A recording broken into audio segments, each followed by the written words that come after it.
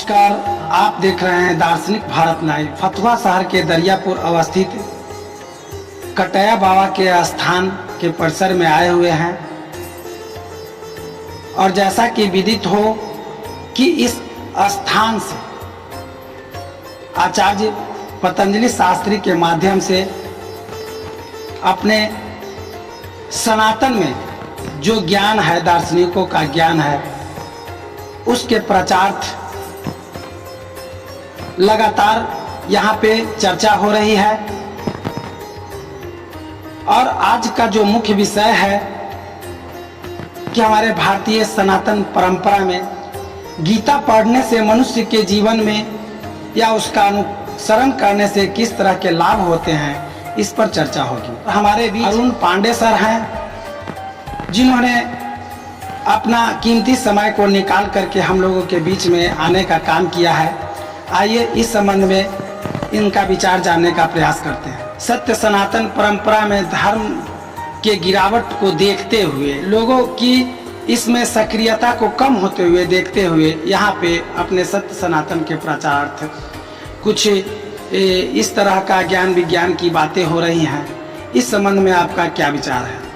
गंगा के तट पे अवस्थित कटैया घाट परिसर में महंत श्री श्याम सुंदर दास जी के सौजन्य से पंडित श्री आचार्य पंडित श्री पतंजलि शास्त्री जी के द्वारा हमारे गीता के ऊपर जो उपदेश दिया जा रहा है सनातन धर्म के प्रचार प्रसार के लिए, और जिस तरह से आने वाले समय में हमारे सनातन धर्म का गिरावट हुआ है, उसमें ये एक रिवॉल्यूशन का काम करेगा और समाज के लोगों के विचार में धर्म के प्रति एक आसक्ति बढ़ेगी। इससे धर्म का प्रचार होगा, हम लोगों का भविष्य उज्जवल होगा। हम लोग कमाते हैं, खाते हैं, पीते हैं, सब करते हैं, लेकिन व्यावसायिक रूप से जा रहे हैं, धार्मिक रूप से धार्मिकता को छोड़ रहे हैं। उस धार्मिकता को पुनः ग्रहण करने के लिए आचार्य पंडित पतंजलि शास्त्री के द्वारा जो प्रवचन दिया जाएगा उसको मैं धैर्यपूर्वक सुनना हूँ और मैं कोटि कोटि धन्यवाद करता हूँ। हमारे बीच कटैया बाबा के स्थान परिसर में आज अपने एक नए एपिसोड के साथ आचार्य पतंजलि शास्त्री जी मौजूद हैं और हम उम्मीद करते हैं कि इनके ज्ञान को श्रवण कर श्रोता लाभान्वित होंगे। हरि शरणम श्यावर रामचंद्र की जय। आज मैं कह रहा हूं कि गीता अध्ययन, गीता पठनीय है, गीता अभ्यसनीय है, गीता अध्ययनीय है, गीता अर्वचनीय है, गीता विचारणीय है, गीता चिंतनीय है, गीता ध्यायनीय है ना? तो गीता पठनीय है, सब में अनियर पत्ते है, सब में भी मैंने जो भी कहा पठनीय है, करणीय है, कथनीय है, विचारणीय है, अनुकरणीय है, सब में सभी का भाव एक ही झलकता है। एक चीज से लगेगा कि वह पठन से निकलेगा तो पठनीय हो जाएगा, तो अनुकरणीय हो जाएगा, अनुकरणीय हो जाएगा तो ध्यान गमता की अवस्था आ जाएगी, ध्यान गमता की अवस्था आ जाएगी तो ध्यायनीय हो जाएगा, अध्यायनीय हो जाएगा तो विचारणीय हो जाएगी, विचारधारा प्रस्फुटित कर देगा गीता। कोई गीता सुगीता कारण भगवान स्वयं कहे, व्यास स्वयं कहे, गीता भी व्यास की रचना है, भले ब्रह्म कहे लेकिन लिखे तो व्यास, लिखे तो व्यास, विष्णुद्वैपायन व्यास लिखे, बद्रीवन व्यास लिखे। ऐसे जो व्यासा है विष्णु स्वरूप आया, उनकी विष्णु स्वरूप में ब्रह्म वाक्य बन गया। कब से? जब श्री कृष्ण कहे, वह तो विचारणीय बन जाएगी, धारणीय बन जाएगी, अनुकरणीय बन जाएगी, संचारणीय बन जाएगी, प्रवाहनीय बन जाएगी, तरंगणीय बन जाएगी। तरंगणीय किस तरह से बन जाएगी? जैसे गंगा की जलधारा की निर्मलता स्वच्छंदोक्षल दक्ष कच्छक हो रहा छाते तराम्बू छटा बहती है, उसी तरह से स्वच्छंदा गीता की संचारणी करेगी। गीता भयहारिणी है, पापा बहारिणी है, त्रिलोक विचारिणी है, त्रिलोक पथगामिनी है। कारण नारायण के अंशों को यदि वाल्मीकि ने, गोस्वामी तुलसीदास ने सुसज्जित किया, उसी तरह से श्री कृष्ण ने सबसे पहले गीता भगवान सूर्य को सुनाया, सूर्य के सुनाने के बाद गीता कृष्ण अर्जुन को सुनाया। पार्थाय प्रतिबोधितं भगवता नारायणेन स्वयं व्यासेन गृहीतं पुराण मुनिना मध्ये महाभारतं अद्वैतामृत वर्षणी भगवती अष्टादशाध्यायिनी। तो गीता भगवान ने पहले श्री कृष्ण और विवस्वान सूर्य के बाद भगवान श्री कृष्ण ने अर्जुन को सुनाया और विषम परिस्थिति में अर्जुन को सुनाया। अर्जुन शस्त्र त्याग कर रहे थे तो उनको क्या कहे, परधर्मे निधनं स्वधर्मे निधनं श्रेय, स्वधर्मे निधनं श्रेय परधर्मे भयावह। गीता में तो भगवान अर्जुन को यह समझाए कि स्वधर्म में तुम्हारा निधन श्रेय, तो तुम्हारा स्वधर्म छात्र धर्म है, नहीं कि तुम्हारा डरपोकी धर्म है, भय धर्म तुम्हारा नहीं है, यह छात्र धर्म का नियम नहीं है।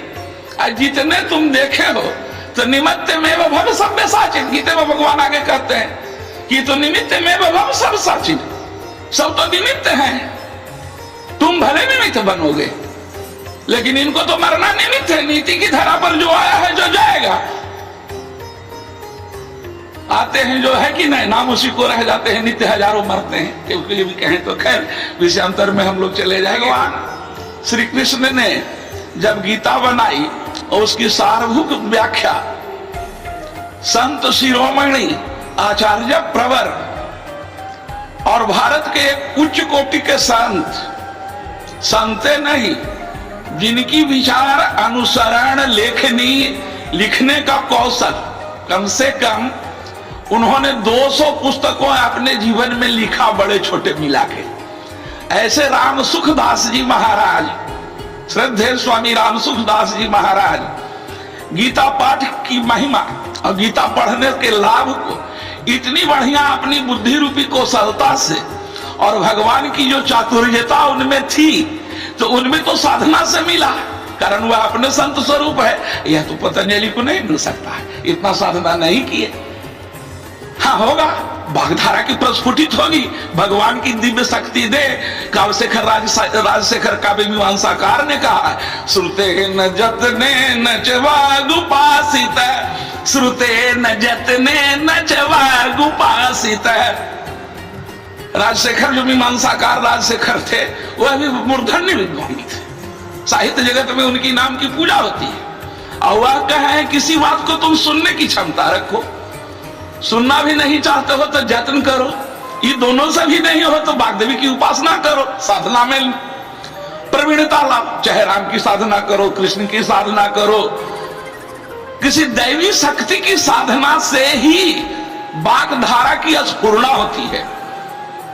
जब तक एकांत तो नहीं आवेगा, जंग ब्रह्मा वर्णेन्द्र रुद्र मरुतस्तुन्वन्ति दिव्यैस्तवैः वेदैः संगपदक्रमोपनिषदैः, जंग ब्रह्मा वरुणेन्द्र रुद्र मरुतस्तुन्वन्ति दिव्यैस्तवैर्वेदैः संगपदक्रमोपनिषदैः गायन्ति जंग सामगा ध्यानावस्थित तद्गतेन मनसा पश्यन्ति जंग योगिनो यस्यान्तं विदुर्न विदुर्गणा।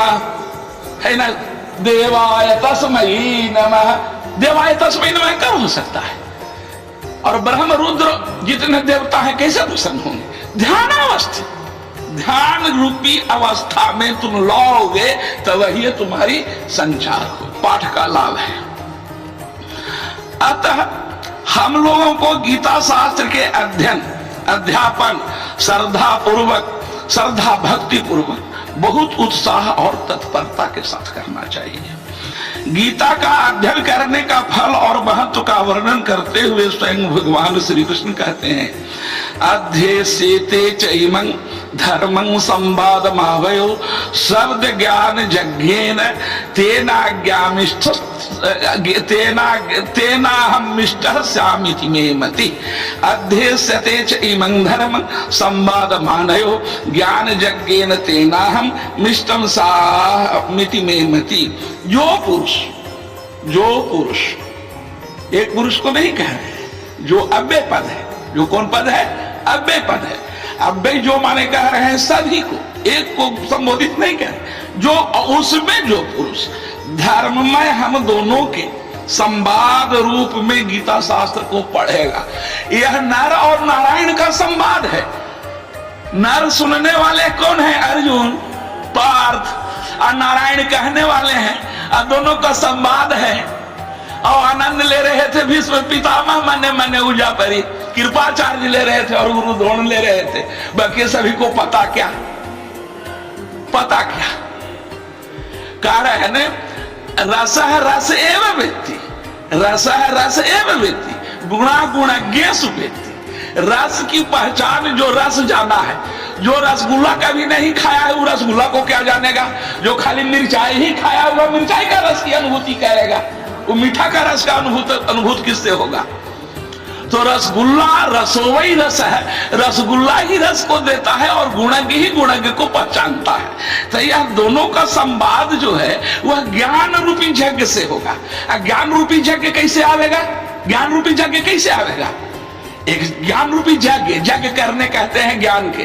तो ज्ञान के यही कहने के लिए कह रहे हैं कि गीता यदि हम कुछ पढ़े हैं तो 2 श्लोक किसी को सुनावे, किसी को प्रेरित करें और किसी को प्रचारार्थ करें, तो गीता एक प्रचारणी बनेगी, गीता एक संचारणी बनेगी, गीता एक प्रवाहणी बनेगी, गीता एक धारणी बनेगी, गीता एक सत्ता धारणी बनेगी। गीता भूधारणी तो है ही, गीता सर्वोपरि तो है ही, लेकिन हम लोगों के जो बीच में जो अनुकरणीय गीता छूट रही है, वह गीता ज्ञान यज्ञ में प्रवेश करने के बाद इसकी संचारणी धारा में प्रवाहनी रूप में प्रवाहित होगी। और वह कैसी गीता बनेगी?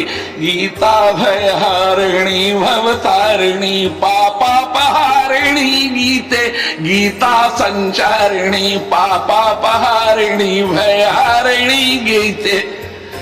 समुद्देश उल्लासनी, समुद्देश को उल्लासनी, उल्लास कर देता है। जितनी भी देश है वह गीता से उल्लास हो जाता है। मैं दावे के साथ कहता हूं कि 2 ही श्लोक गीता के रोज पढ़े, सवेरे पढ़े, शाम तक उसको कोई तनाव नहीं आने देगा।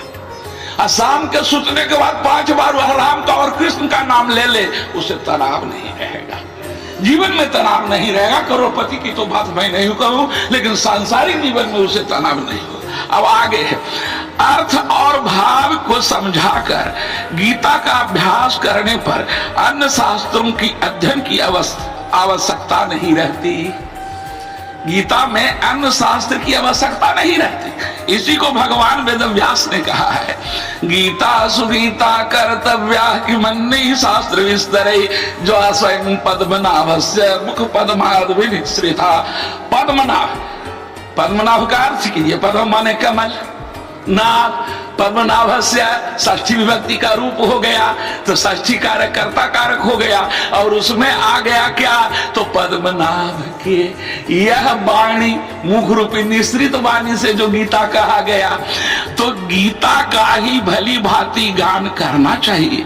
अर्थात उसी की भांति श्रवण कीर्तन पठन मनन और धारण करना चाहिए।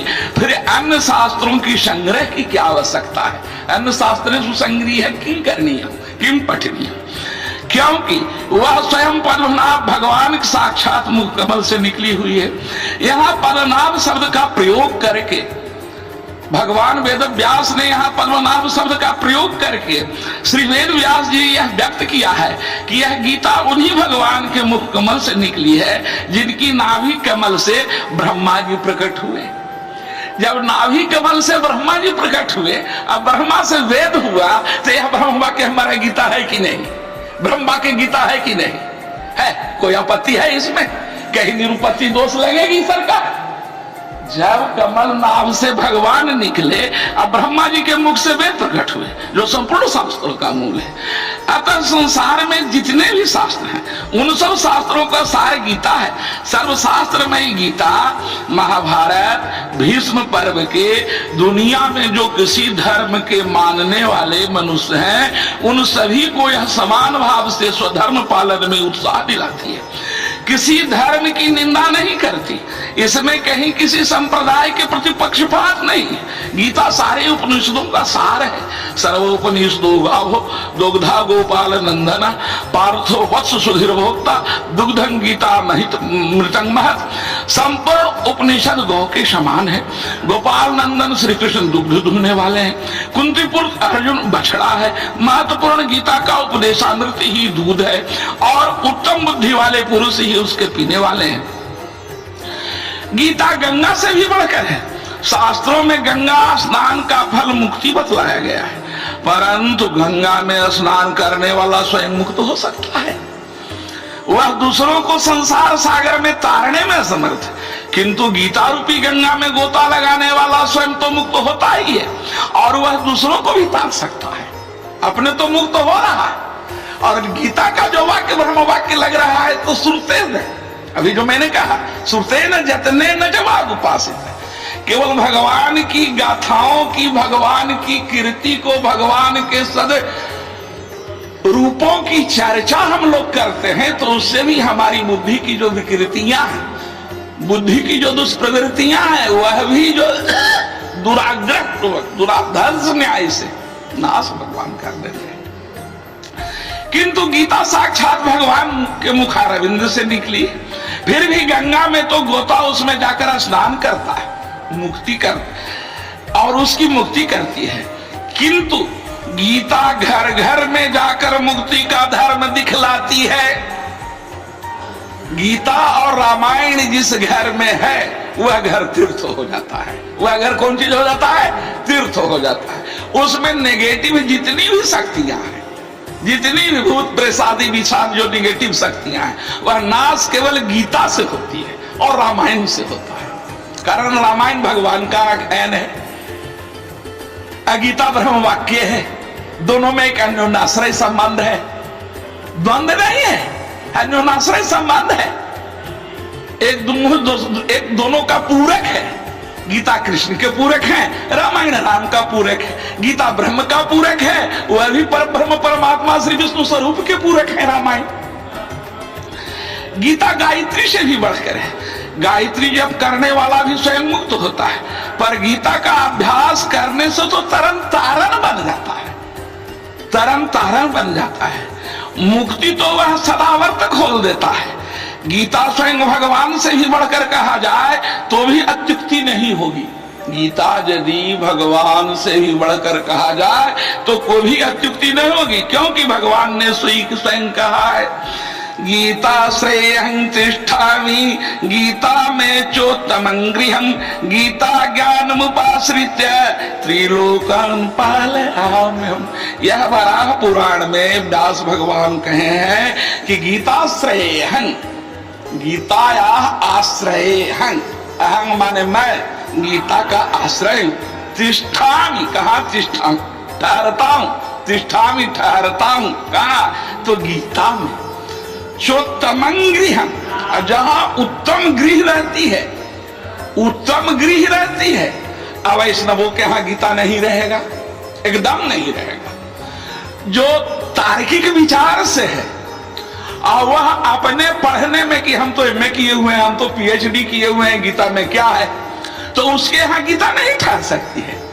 गीता श्री कृष्ण के मुखारविंद की अनुकृति और आकृति को मन में समावेशित करने पर गीता का कुछ भाव खोल सकता है। रामायण का वही भाव खोल सकता है कि जब राम के चित्तवृत्ति में रखकर और हनुमान के चित्तवृत्ति में रहकर, कारण राम और हनुमान दोनों में अन्योन्याश्रय संबंध है।